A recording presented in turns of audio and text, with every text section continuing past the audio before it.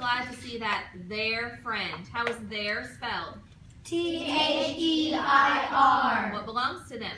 Their friend. Dr. Morales. Dr. Morales' friend was starting to smile again.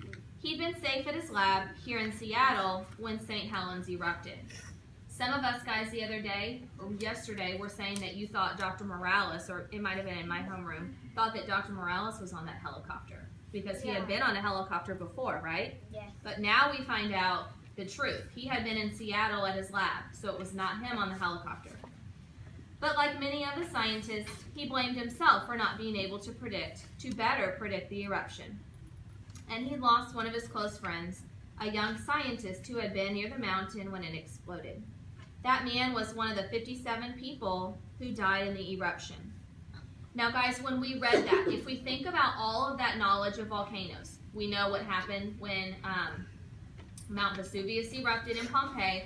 We know what happened when Mount Tambora erupted in Sumbawa. And all of the thousands of millions of people that died, right? And one of those 57 people was Mr. Rowan. So we're predicting, because if we read ahead, we're not going to give it away. We're predicting that Mr. Rowan is one of those people. But we had some information that was shared in my homeroom that we found out was not necessarily true. When you read that just 57 people died, some of my homeroom friends, they thought, well, it must not have been that bad of an explosion.